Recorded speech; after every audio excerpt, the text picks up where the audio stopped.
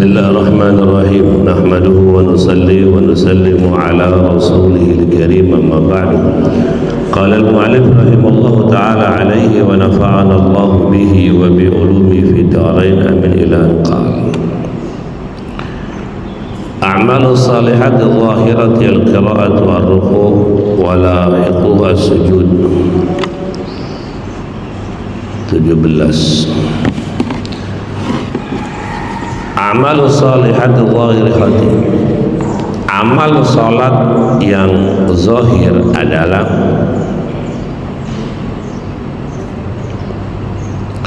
amal salat yang zahir adalah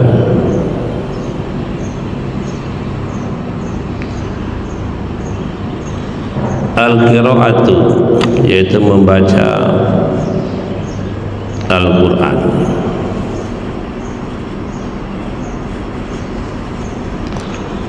warruku'u dan ruku', wasujudu dan sujud.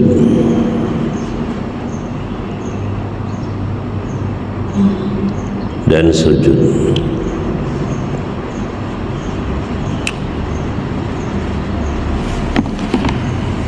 Maksud daripada salat adalah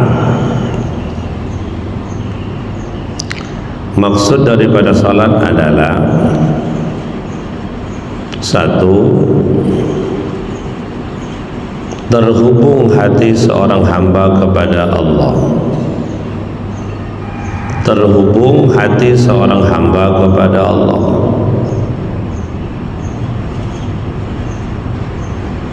Terhubung hati seorang hamba kepada Allah.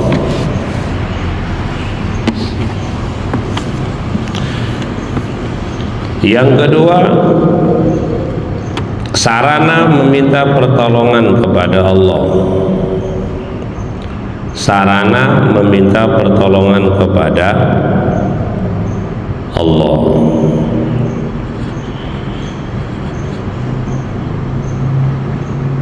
Sarana meminta pertolongan kepada Allah. Yang kedua, untuk membentuk akhlak yang mulia. Untuk membentuk akhlak yang mulia.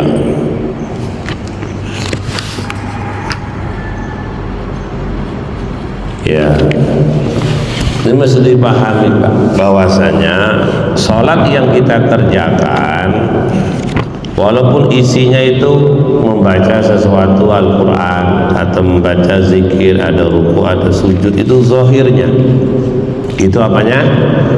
Yang kelihatannya. Tapi intinya apa?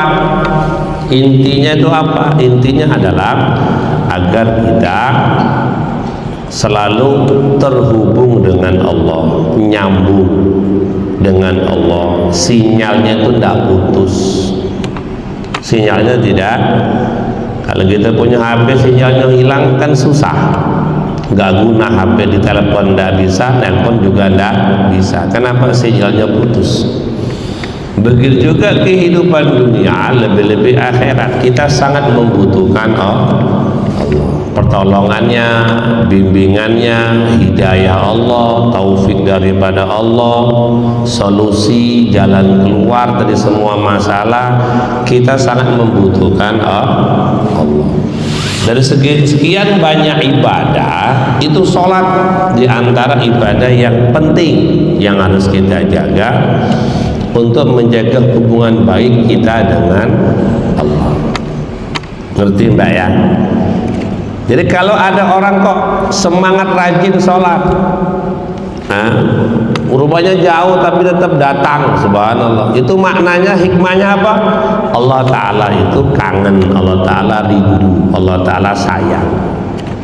Kalau ada orang kok tidak sholat, santri kok malas sholat, sebenarnya bukan karena dia sakit. Hati-hati, kalau dia tidak sholat atau malas bukan karena dia sakit, Allah sedang tidak mau berjumpa dengan dia. Karena sholat itu memang hubungan antara Allah Ta'ala. Orang kalau sholat misalnya Allahu Akbar, lalu ada orang ngetuk pintu, Assalamualaikum, kita jawab Waalaikumsalam, sholatnya batal. Sholatnya apa? Karena apa? Sholat itu hubungan kita dengan Allah Ta'ala saja.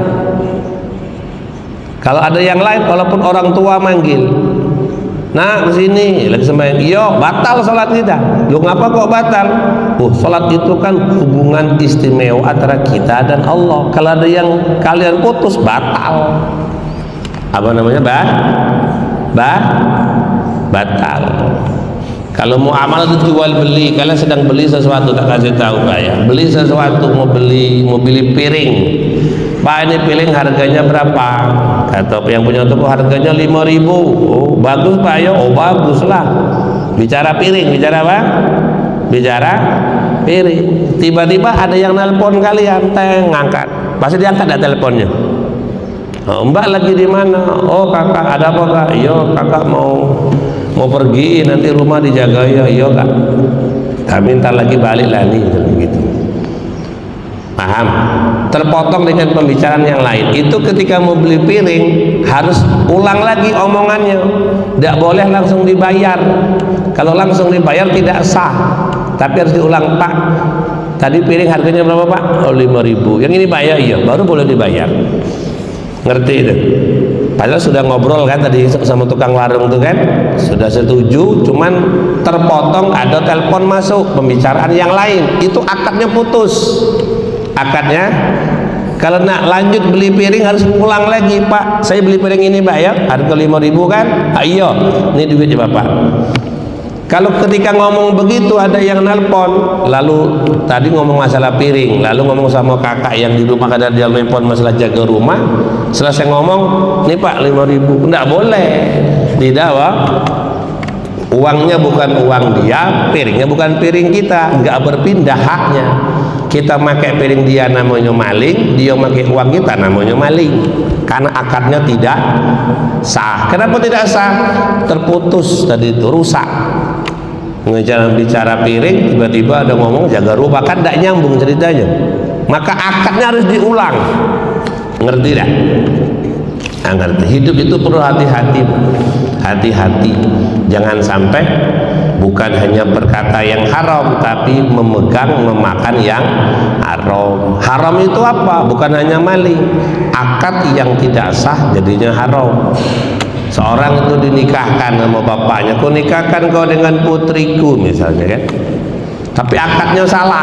Akadnya, kau nikahkan kau dengan adikku, padahal anaknya. Padahal, tapi kata bapak, kau nikahkan kau dengan seorang wanita. Ya siapa bapak? Ngomonglah kalau anak wanita banyak. Kau nikahkan kau dengan seorang wanita dengan mas kawin sekian bayar tunai. Ya udah asal wanita siapa yang dinikahkan? Menikahkan kau dengan putriku, boleh, anak dia, maka dia sah menikahkan. Paham? Ngerti kira-kira itu? Atau orang yang menikahkan dia wakil, bapaknya mungkin sakit, jadi nggak bisa mengucapkan akad nikah, diwakilkan oleh yang lain. Nah, yang mewakili itu harus ngomong, kunikahkan kau dengan seorang wanita yang bernama Fatimah, saya sebagai wakil daripada orang tuanya, baru sah. Ngerti kira-kira itu? Nah, kalau ada yang kurang, ya nggak sah. Akad kalau nggak sah, ya mereka bukan suami istri. Nah, paham tuh? Salahnya dikit deh, ada kurang saksi, salah dalam menikahkan, salah dalam menerima. Kata yang calon suami, ku terima nikahnya dia untuk adikku. Nah siapa yang nikah? Kata saksinya agak budek, sah. Nah itu bahaya ketika ijab kabul tuh ucapan serah terimanya salah, itu jadi haram. Jadi apa? Perkara haram itu bukan hanya mencuri, tapi salah dalam akad jadi haram. Haram itu dosa. Haram itu apa? Yang tidak Allah Ta'ala sukai. Nah, sholat itu hubungan kita dengan Allah. Jadi tujuan besar kita Islam, tujuan besar kita mondok, tujuan besar kita ngapal Quran, tujuan besar kita ngaji fikih, itu diantaranya supaya kita khusyuk dalam sholat. Kita kasih tahu Mbak ya, makin lama itu bukan meringankan sholat, bukan meremehkan sholat, tapi berlama-lama dalam sholat.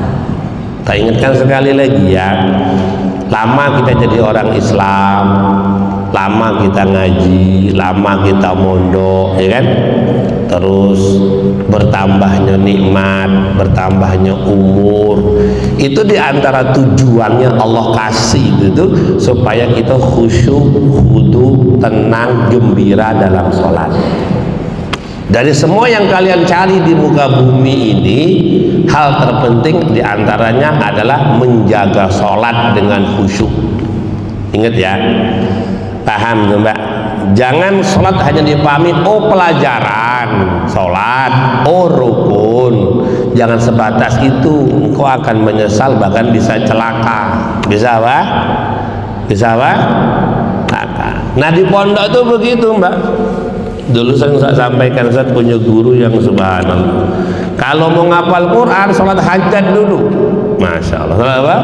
Sholat. Setelah setoran majelis selesai, dia tidak meninggalkan kelas, sholat syukur dulu, terima kasih 2 rakaat. Nah, subhanallah, itu betul tuh, bahwasanya dia hidupnya memperbanyak sholat, baik sholat sunnah yang rawatib ataupun yang bukan rawatib. Itu betul tuh Mbak. Ngerti deh? Ngerti pun enggak kira-kira? Di antara bahwa hidup ini untuk menjaga sholat. Seluruh para ketika Nabi Isra wal Mi'raj, maka melewati makamnya, melewati kuburannya Nabi Musa. Nabi nengok nampak. Lagi apa Nabi Musa? Lagi apa? Lagi main HP? Lagi sholat di kuburannya. Ulama mengatakan setiap para nabi itu setelah dia wafat pindah ke alam kubur, mereka sholat sampai hari kiamat. Sholat sampai hari. Memang sholat itu luar biasa gitu Mbak. Memang dinikmati gitu. Karena sholat adalah cara kita nyambung dengan Allah. Terputus dengan yang lain, nyambung dengan Allah. Nah di pondok itu jangan sampai sholat dikerjakan sebagai asal-asalan, rugi nanti Mbak, rugi. Tapi mumpung kalian tidak ada kegiatan lain, ibarat di rumah tangga itu anak istri rumah tangga nyapu seperlunya ya kan, itu diantara waktu-waktu selain ngaji itu untuk memperbanyak sholat sampai ketemu nanti enaknya sholat. Maka nanti ketika itu bisa terjadi, tidak ada masalah yang tidak akan dibantu, yang tidak dibantu oleh Allah. Orang kalau sudah menikmati sholat, itu tetap ada masalah, tapi Allah siap membantunya, siap menolongnya, siap menyelesaikannya. Ada orang yang punya hidupnya itu penuh dengan masalah. Jangan ke yang besar, yang kecil pun tidak selesai Mbak. Ada yang masalah kecil 1 tahun, 2 tahun, 3 tahun. Di mana letaknya masalahnya? Karena dia suka meninggalkan sholat. Masalahnya nggak besar, kecil, tapi makin lama makin membesar, makin runcing. Misalnya kayak orang tanahnya sengketa. Apa tanahnya? Sengketa, ribut. Ini kan tanah saya, surat saya. Ternyata tanahnya yang punya 2 orang. Tanah yang dia tempati itu, dia punya surat, orang juga punya surat. Jadi bingung nggak kira-kira? Kayak mana? Sudah ada rumah, harus pindah pula, ada 2 surat.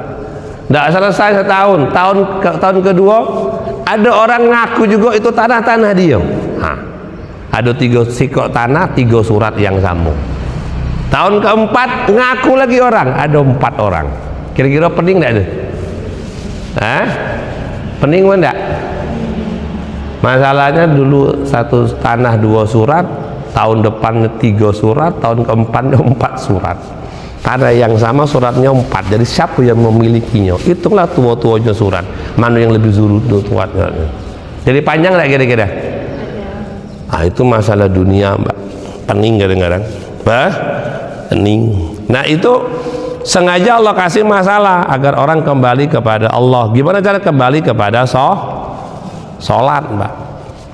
Ya kan? Cukuplah kalau Nabi bilang sholat itu 5 kali kita kerjakan mendapatkan 5 keamanan. Di kubur, di dunia rezekinya aman. Rezekinya aman. Tidak akan haram. Insya Allah tambah barokah. Itu kalau dia sholat. Tapi kalau dia tidak sholat, tengoklah rezekinya banyak masalah. Rezekinya dikit, tambah masalah. Tambah. Kuncinya kepada sholat. Kuncinya kepada sholat. Iya, rezekinya banyak tetap masalah, rezekinya dikit tambah masalah. Kalau banyak seperti bapak masalah, kalau dikit jadi nenek masalah. Itu sholat, Mbak. Nah, kalian sekarang belum cari rezeki kan, belum cari uang sekarang kan. Nanti kan ketemu kehidupan harus butuh uang, harus butuh, nggak bisa tidak. Kalau enggak kacau. Kalau ada apa? Kacau. Ini berobat butuh duit. Ini rumah butuh duit. Di antara supaya rezeki itu cukup dan barokah dengan menjaga sholat. Banyak yang orang bingung. Ngapa Pak Ustadz? Ya rezeki aku ini kok dikit tapi kok cukup. Bapak gimana supaya terjaga? Di situ Pak kuncinya. Dia pun tidak tahu kalau itu kuncinya. Ada orang cerita, Pak Ustadz, saya dapat gaji Pak Ustadz, dapat duit, jual-jual apa? Minyak-minyak ilegal, dapat itu bisa sehari 20 juta, 30 juta. Coba Pak Ustadz tengoklah, tidak punya apa-apa saya Pak Ustadz. Padahal dia jual minyak itu sehari bisa dapat 30 juta. 30 juta itu hari itu habis. Setelah bertahun-tahun tidak punya apa-apa, belum punya apa-apa. Kemana Pak Ustadz ya? Bapak sembahyang enggak? Tidak lah Pak Ustadz. Sembahyang itu paling hari Jumat. Nah itu masalahnya Pak, rezeki Bapak yang ada terasa hilang. Ngerti kira-kira itu? Hei, ngerti Pak enggak? Paham tuh? Nah ini perkara penting Pak. Dan Mbak jangan merasa, oh aku pasti jaga. Belum tentu. Belum apa? Sekarang tak kasih tahu bahwasanya sholat itu penting sekali. Bukan yang penting, tapi sholat itu penting. Sesibuk apapun kalian, sesakit apapun, tolong jaga sholat. Kayak orang pergi umroh dari Jambi ke Mekah kemarin, banyak tuh kan, 145 orang, mungkin lebih daripada itu. Setinggi-tingginya ibadah umroh tetap lebih tinggi ibadah sholat. Ngerti? Umroh tetap sunnah ya dak? Sholat itu wajib selama-lamanya, sunnah itu di bawah wajib, wajib itu di atas. Orang semangat umrohnya, tidak ada semangat sembahyangnya, ya nggak ada nilai lah. Nggak ada apa?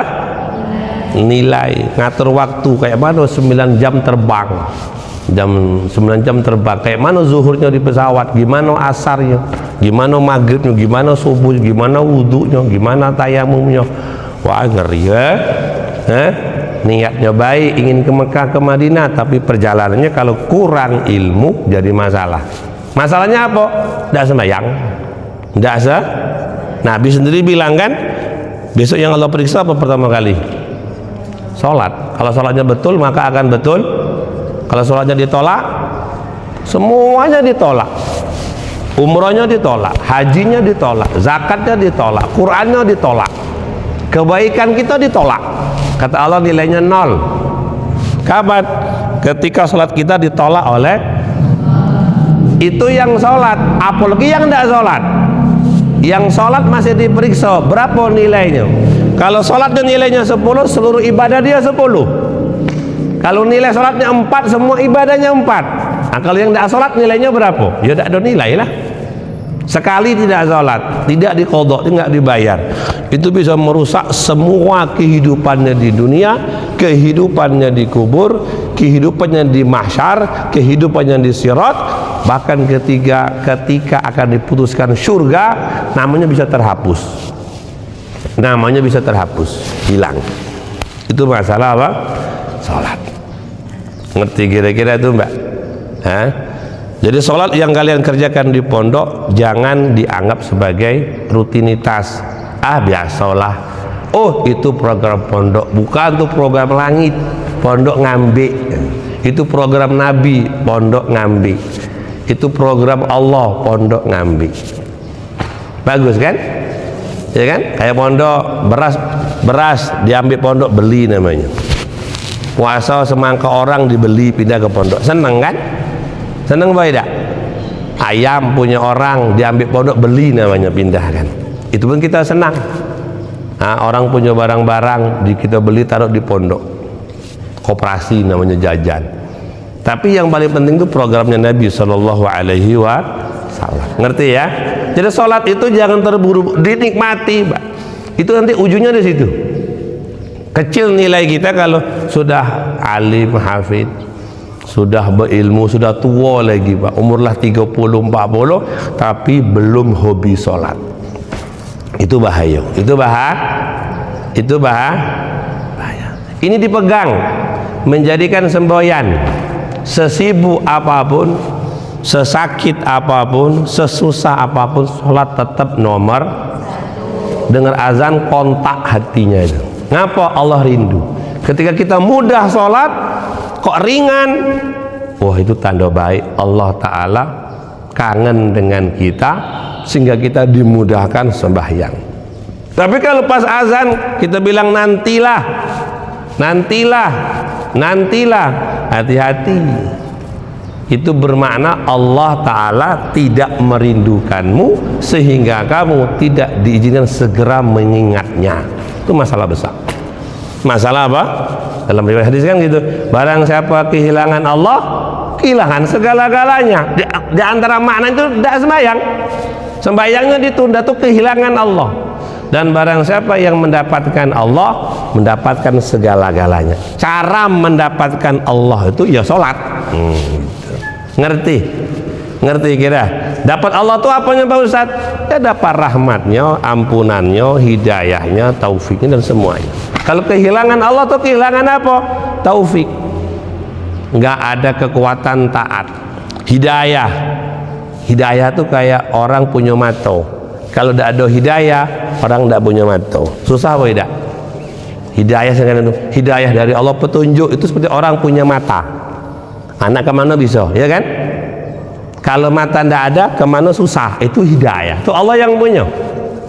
Ngerti? Saya sampaikan dulu, saya punya teman yang buta. Dia ngapal Quran. Ngapal Quran tuh dia punya penyakit mata, Mbak. Makin lama makin rabun. Dia doa sama Allah, ya Allah, kalau memang ingin dibutakan mataku, aku minta selesaikan dulu 30 juznya. Dan benar, hatam 30 juz langsung buta. Dan dia tidak mau berobat, tidak mau. Ngapa dia mau berobat? Biarlah aku buta, yang penting Quranku terjaga, katanya. Aku khawatir kalau aku tidak buta, mataku nakal, mata aku jahat, mataku bermaksiat, sehingga nanti apa? Quran yang Allah kasih Allah ambil. Apa enaknya nengok? Misalnya nengok maksiat ya, nengok maksiat, kalian nengok abang-abangnya, gitu kan? Oh seneng nih, terus gimana? Abang tuh seneng? Ya belum tentu, belum. Itu namanya menyia-nyiakan pandangan, menyia-nyiakan. Enak nengok Quran, enak nengok, jelas Quran akan membalasnya. Itu namanya membuang sio-sio. Membuang apa? Membuang. Nah dia demi Qurannya tuh Mbak, menjaga butanya, tetap ingin buta demi menjaga Qurannya. Takut dia khianat dengan Quran. Sudah Allah kasih 30 juz, dia takut dengan mata yang nakal, mata yang sekiwit, mata yang jahat, nanti Qurannya lepas, lebih baik buta. Subhanallah, subhan. Dan dia akhirnya ngajinya ketika itu Ustaz, tahun berapa? 2011. Ustaz pergi dakwah ke Afrika Selatan 4 bulan di sana. Ketemu dia di sana. Sampai sini? Iya, pakai tongkat. Dengan siapa dari Indonesia ke sini? Dewek lah. Kan kau buta. Nah, buta sih buta, tapi kan hafal 30 juz. Ada yang tidak buta, tapi tidak hafal apa-apa, tidak hafal apa-apa. Dia bilang, Ustaz, jangankan dari dari Jakarta ke luar negeri aku tidak takut, dari dunia ke akhirat aku tidak takut, dia bilang. Aku sudah punya 30 juz, dia bilang. Jangankan sendirian dari Jakarta ke luar negeri, aku tidak takut dewean pakai tongkat. Tidak takut saya di sana, saya tetap berani. Awak nakal tidak, maksiat tidak, ngapa takut? Jangankan dari Jakarta ke sana, dari dunia ke kubur, dunia ke mahsyar, dunia ke akhirat, dewean tidak takut. Kenapa? Aku sudah punya Al-Quran. Keren tidak jawabannya? Itu bukan kata-kata hikmah, Mbak, bukan ketemu di buku, ketemu orangnya. Ngerti itu? Semoga itu nikmat Allah kasih kepada kita. Allahumma, kayak kalian pakai cadar tuh nikmat besar, pakai kerudung nikmat besar, ya kan? Tolonglah, jangan nengok-nengok cendelo di Khadijah itu kan, tanpa kerudung, tanpa apa? Pocong pakai jilbab, kecuali kuntilanak kuntil, pocongnya pakai jilbab, pocong tuh, Mbak. Iya, Mbak, artinya iya, kita ingin bebas, tapi kan ada Allah yang ingin kita hargai. Dan nggak harus bermaksiat, bebas itu nggak harus bermaksiat, nggak harus bermaksiat. Kita naik pesawat, apa mesti pakai celana pendek? Harus pakai baju hijau gengsi? Enggak lah, naik pesawat pakai jubah keren juga, kan? Naik pesawat pakai cadar keren juga, enggak? Enggak ada kalah, enggak? Nggak harus naik pesawat celana pendek dulu, you can see dulu, gila Nah, di orang barat yang nggak Islam, dia berbangga celana pendek, kaos oblong, laki-laki perempuan begitu naik pesawat. Lah kita punya Allah, kita punya surga yang kita pertahankan, ngapo dah pakai jubah, apa salahnya? Para kiai gus-gus naik sarung, pakai sarung biasa, tidak ada berubah. Ada anak kecil sudah saya sampaikan, kelas SD, kelas 2 SD sudah pakai cadar. Oh, jos, kelas 2 SD, Mbak, pakai cadar, jilbab pakai cadar. Gurunya Kristen, gurunya tidak suka. Gurunya nggak suka dengan Islam, itu tidak suka. Akhirnya anak itu dirayu, lepaslah, tidak apa-apa, kamu ini cantik, rambutnya panjang, kalau nggak pakai jilbab tambah cantik. Ini diem, tetap belajar. Besok guru ngomong lagi, kamu ini pinter, cantik, kalau nggak pakai jilbab lebih cantik lagi. Hari ketiga apa kata anak tuh? Ketika guru bilang suruh lepas jilbab, apa kata anak tuh? Bu guru, kalau ingin lepas jilbab aku, langsung lepas kepala aku lah, bunuh be.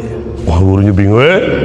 Wah, ini bukan kata-kata manusia, kata-kata Tuhan, kata-kata apa? Habis itu gurunya tidak menggoda lagi. Itu namanya keimanan, kasih sayang daripada apa itu, Mbak? Diberi taufik, kuat dalam bait, kuat dalam ketaatan, tuh nilainya mahal, Mbak. Pantas dia dapat surga karena dia mampu mempertahankan ketaatan. Tapi kalau kita tuh gelah-geleh, kadang pakai, kadang tidak, kadang sembahyang, kadang tidak, kadang zikir, kadang tidak, kadang tahajud, kadang tidak, kadang baik, kadang tidak. Itu malaikatnya bingung, surga apa neraka? Ada dua-dua, surga neraka, surga neraka. Habis itu. Harus konsisten, ada kemantapan, bukan keraguan-raguan. Mondok itu menimbulkan kemantapan, bukan keraguan-raguan. Ngerti itu? Dulu ada orang, Mbak, dalam Gus Bahak itu cerita dalam YouTube beliau itu, ada orang dari Jawa merantau ke Sumatera. Merantau cari duit, kerja, dia kerja kebun 3 tahun selesai, ditinggal, pindah lagi 3 tahun, pindah lagi. Orang bingung, Pak, ngapa gitu, Pak? Kan 3 tahun sudah bisa panen. Tapi di mana dia berada mesti ada masjid, mesti ada madrasah. Loh, ngapa gini, Pak? Iya, saya merantau bukan ingin buka kebun, ingin buka masjid, buka pesantren, katanya. Karena dulu pernah mondok, jadi semangatnya tuh orang kalau tidak mondok gimana sholatnya, gimana ngajinya. gimana nasib kuburannya, gimana nasib akhiratnya. Paham tidak tuh? Aku yang mondok kadang masih belum ngerti dengan agama. Gimana yang tidak mondok? Dia risau, dia merantau, nampaknya cari duit, tapi ingin buka masjid, mulai madrasah, ngajak orang, yuk bangun masjid, ayo, mulai orang sembahyang, sudah bagus, dia pindah lagi ke tempat teran-teran yang orang belum punya masjid, belum mau sembahyang. Di sana dibangun lagi, mulai kerja setahun diam-diam biasa, tahun kedua ngajak masyarakat bangun masjid yuk kecil-kecilan, lah terbangun tahun ketiga ya anaknya ngaji, yuk ngaji. Jadi dia mondok tuh mempunyai pikiran di mana aku hidup, agama harus hidup di sana. Keren tak kira-kira itu? Keren tak? Karena dia mikir, Mbak, orang kalau ndak mondok kayak mana ngaji, bakal salah, kayak mana sholatnya. Sedangkan hidup butuh ilmu. Ngerti tak kira-kira, Mbak? Ngerti apa tidak? Halo? Ngerti apa tidak? Nah, semangat begitu tuh harus tumbuh dari diri kalian. Di pondok, walaupun cuma sehari, istiqomah sembahyang sampai mati, jago. Kenapa? Aku sudah mondok. Mondok cuma sehari, pakai jilbab sampai mati, karena aku sudah mondok. Nanti di hari kiamat dipisahkan, nih orang-orang mondok sebelah sini, nih yang nak mondok sebelah sini, nih orang yang sembahyang, nih yang tidak sembahyang, nih yang hafal Quran, ini yang tidak, dipisah galau-galau. Kata Allah, wamtazul yawma ayyuhal, wahai orang-orang yang jahat, pisah katanya. Yang tidak taat pisah, yang tidak baik pisah. Allah yang misahkan. Karena hari itu hanya fariqun fil jannah wa fariqun finnar, hanya ada dua golongan saja, surga atau neraka. Kalau dunia kan kaya miskin sederhana, ya tak? Bagus jelek sedang-sedang. Akhirat tidak ada, yang ada kanan kiri surga neraka. Kata Allah, wamtazul yawma ayyuhal, hari ini orang jahat pisah, tidak baik pisah, orang munafik pisah, orang jahat pisah, anak jahat pisah, tidak boleh ke surga sama sekali. Ngerti kira-kira itu? Nah, di pondok ada kemantepan. Jangan kita pakai jilbab kadang-kadang. Jangan. Jilbab itu bukan peraturan nasir, bukan peraturan pondok, peraturan yang punya langit dan bumi, Allah Subhanahu. Ngerti kira-kira itu? Diistiqomahkan. Jangan gampang buka nengok di jendela keluar, tidak pakai apa-apa. Kata malaikat, catat maksiat. Besok nengok lagi, kata malaikat, catat waladaina. Allah catat tak kira-kira itu? Ngintip, catat. Khainatal a'yuni wa ma tukhfi sudur, kata Allah. Mata yang sekewit, hati yang curang, kata Allah, aku tengok semuanya. Mata yang baik pun aku tengok, hati yang tulus pun aku tengok. Ngerti kira-kira antum, Mbak? Ngerti apa enggak? Jadi kalau dengarkan terakhir, Mbak, kalau jam 6 tuh. Jadi intinya kan dua sebenarnya kita hidup. Saya dan kalian dua, ingin bebas dari neraka, diizinkan masuk. Kalau nama kita tercatat masuk neraka, diponis kamu ini masuk neraka karena ini. Terus neraka itu untuk bebas butuh uang 10 miliar, butuh uang 1000 miliar. Ada yang bisa bebas gak kira-kira? Nebusnya segitu banyak, payah gak kira-kira? Mahal apa tidak? Mahal apa tidak? Mahal, Mbak. Kalau Allah kasih harga, engkau bisa bebas tapi bayar 10 triliun. Wah, berapa orang tak yang punya 10 triliun di desa kita? Di desa mungkin tidak ada. Dah, di desa kalian tinggal kira-kira ada yang punya uang 10 triliun? Tidak ada kan? Di kecamatan kalian tinggal ada yang punya? Mungkin tidak ada, ya tak? Di kabupaten Sikok 2, ya udah kira-kira, Mbak. Banyak 10 triliun tuh, Mbak. So, sepenuh masjid mungkin duitnya dah. Duit galau, duit dah. Bahaya. Tapi untungnya Allah tidak ngasih harga berupa uang bebas neraka. Apa harganya? Stop dari semua kemaksiatan. Kau jangan nakal. Tak ada ke situ dak pokoknya. Ngerti dah? Paham? Kalau surga juga ada harganya. Surga tuh per meter Jakarta tuh 1 meter 10 juta. 1 meter 10 juta. Tanah 10 meter. 10 apa? 1 meter 100 cm 10 juta. Mahal apa murah? Kalau di kampung itu dapat 10 kali 10 sebesar masjidnya, dapat tanah di kampung. Kalau di Jakarta dapat semeter untuk tegak, gitu apa? Untuk apa? Untuk tegak, belum jadi apa-apa belum tuh. Semeter itu harga kuburan di sana 20 juta karena 2 meter kali sikok. Harga kuburan 20 juta. Tidak ada duit dibuang, buang ke tong sampah. Surga lebih mahal daripada itu, Pak. Kalau Allah kasih harga berupa uang, tidak ada yang bisa masuk. Tapi ternyata harga surga bukan uang, harganya sholat, harganya iman, harganya jilbab, harganya Quran. Dan itu mudah bagi kita, bagi yang mau. Ya, Pak, tidak? Kalau suruh milih masuk surga harus punya uang 1 miliar atau hafal 30 juz. Ayo, murah yang mana coba? Berapa? 30 juz ya? Misalnya surga harganya 100 juta atau jago jilbab, nggak buka aurat. Milih yang mana? Dan Allah sudah buat seperti itu harga surga. Ngapa kita tidak mau? Ngapa tidak mau? Kalau surga itu masuk harus bayar 100 juta. Bagi kita mahalnya enggak? Iya dah, Mbak? Mahal pada? Mungkin tidak ada yang masuk. Kapan masuk itu? Mahal, Pak Ustaz. Mahal lah. Iya kan? Salon. Tahu salon? Salon pengantin tuh. Berapa sekali rias tuh duitnya? 500 tak? Mbak mau nikah, dirias tak pengantin tuh? Atau kayak gini lah bentuknya?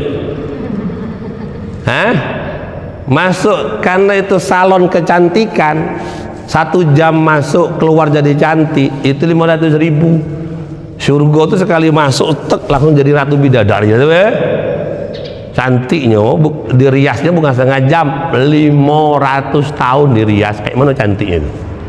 Yang ngerias bukan tukang salon, bidadari, ratunya kecantikan. Tentu cantiknya lebih tinggi lagi. Kalau surga itu pilihan, kamu ingin ke surga bayar 200 juta atau jaga tahajud, mana yang murah? Jaga tahajud. Ingin ke surga caranya bayar 200 juta atau masuk pondok, milih yang mana? Ingin masuk surga bayar 300 juta atau jaga sholat, mana? Bayar atau jaga puasa? Bayar atau jaga mata? Berarti murah sebenarnya. Surga itu murah, sebenarnya murah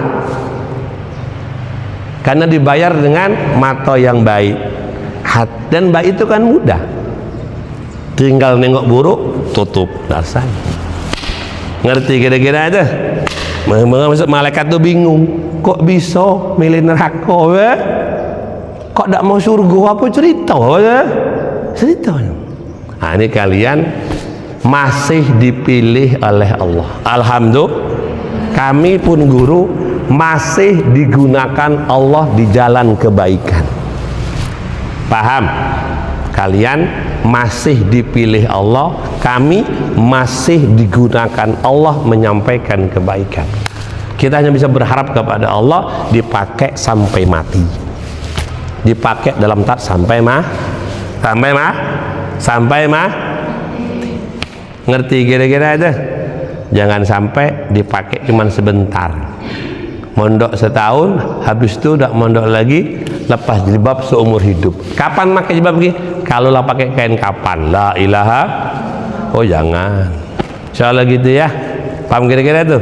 Jadi kegiatan di pondok ngaji siang malam ibadah itu adalah harga surga termurah dan harga bebas neraka termurah. Paham tak kira-kira itu? Kalau nak bayar siapa yang mampu? Yang ngerti itu? Nak bayar siapa yang mampu? Dan Allah tidak minta uang, Allah minta yang baik dikerjakan, yang buruk tinggalkan. Sudah, yang buruk ditinggalkan, bebas dari neraka. Yang baik dikerjakan, silakan miliki surga. Alhamdulillah. Maka senang dalam ibadah dan senang meninggalkan maksiat. Ngapa senang Pak Ustaz? Tidak ke neraka, ngapa udah senang? Iya kan? Paham kira-kira itu? Orang goda, Pak Ustaz. Iya tidak, iya ya. Iya apa tidak, ya kan? Tanggapin apa tidak? Tanggapin apa tidak? Oh, lewat BA. Itu harus senang. Kenapa? Tidak jadi ke neraka. Tidak jadi apa? Tidak jadi. Hanya ala sholat, bangun. Bangun, segera wudhu ke masjid. Kenapa gitu Pak? Alhamdulillah masih dapat jatah surga. Ya gitu Pak. Nikmati meninggalkan keburukan, nikmati mengerjakan kebaikan. Ngapa Pak Ustaz kok dinikmati? Meninggalkan buruk itu bebas neraka, ngapa tidak senang? Ngapa ibadah harus senang? Orang ke surga ngapa tidak senang? Ngapa dah? Ngapa tidak senang? Ya kan? Kayak Pak tukang kerja pagi senang kerja. Ngapa? Sabtunya gajian, ya? Sabtunya Pak tukang tuh dipanggil mau datang tidak dia? Disuruh apa mau tidak? Pak angkat itu mau tidak? Pak itu pindahkan mau tidak? Pak itu dicat mau tidak? Pak itu kayu dipotong mau tidak? Ngapa mau? Karena Sabtunya